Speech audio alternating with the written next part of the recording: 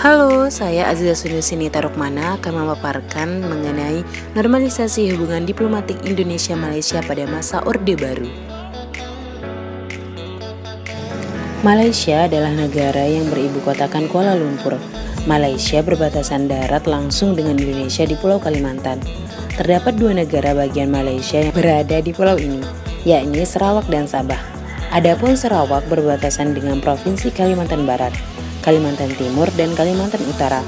Kemudian Sabah berbatasan dengan Provinsi Kalimantan Utara. Konflik Indonesia-Malaysia dimulai dari penentangan Indonesia terhadap pembentukan Negara Federasi Malaysia. Hal ini kemudian berbuntut pada politik konfrontasi yang berkelanjutan.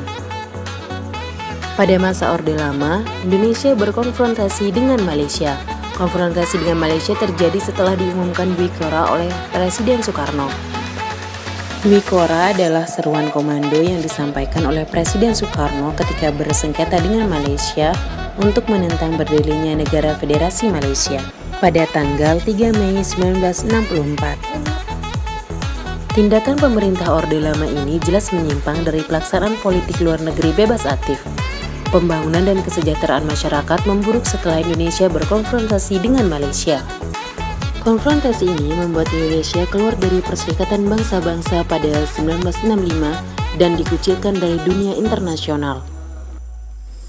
Setelah beralihnya masa Orde Lama ke Orde Baru, Indonesia mengalami krisis ekonomi dan membutuhkan dana besar untuk perbaikan yang kemudian mendorong Soeharto sebagai presiden untuk mengubah kebijakan politik luar negeri Indonesia yang tadinya berkonfrontasi di masa Soekarno menjadi membuka dan memperbaiki hubungan dengan Malaysia.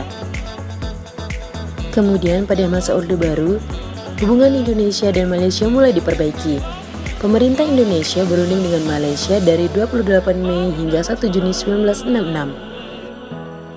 Perundingan tersebut diwakilkan oleh Menteri Luar Negeri Indonesia yaitu Adam Malik dan Menteri Luar Negeri Malaysia Tun Abdul Razak di Bangkok, Thailand, dan pertemuan tersebut menghasilkan persetujuan Bangkok.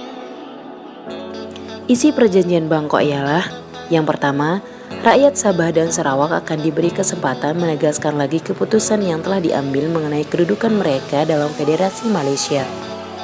Yang kedua, kedua pemerintah menyetujui memulihkan hubungan diplomatik.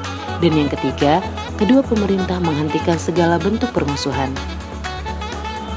Setelah perjanjian Bangkok, hubungan Indonesia dan Malaysia berangsur membaik.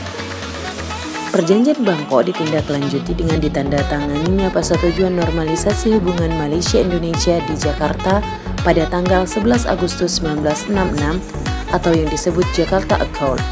Dengan pengesahan Jakarta Accord ini, kampanye ganyang Malaysia Soekarno yang terjadi sekitar 3 tahun lamanya bisa dihentikan tanpa kekerasan. Persetujuan normalisasi mengandung adanya saling pengertian antara Indonesia dan Malaysia.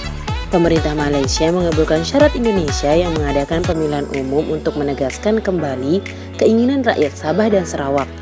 Kemudian pemerintah Indonesia bersedia mengakui dan menerima Malaysia serta mengadakan kerjasama.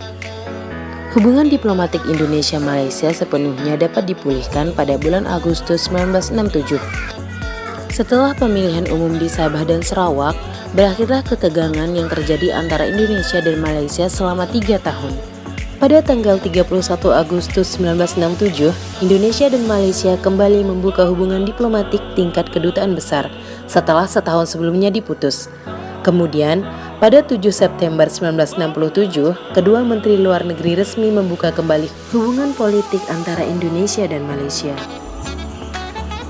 Pada masa Orde Baru, politik luar negeri Indonesia dikembalikan lagi pada politik bebas aktif sesuai dengan Pancasila dan Undang-Undang 1945. Peran aktif Indonesia ditunjukkan dengan menjadi salah satu negara pelopor berdirinya ASEAN. Pada 28 September 1966, Indonesia kembali diterima menjadi anggota PBB. Menteri Luar Negeri Indonesia yaitu Adam Malik bersama Menteri Luar Negeri atau Perdana Menteri Malaysia, Filipina, Singapura, dan Thailand menandatangani kesepakatan yang disebut Deklarasi Bangkok pada tanggal 8 Agustus 1967. Deklarasi tersebut menjadi awal berdirinya organisasi ASEAN. Sekian pemaparan mengenai normalisasi hubungan diplomatik Indonesia-Malaysia pada masa Orde Baru. Terima kasih dan Assalamualaikum warahmatullahi wabarakatuh.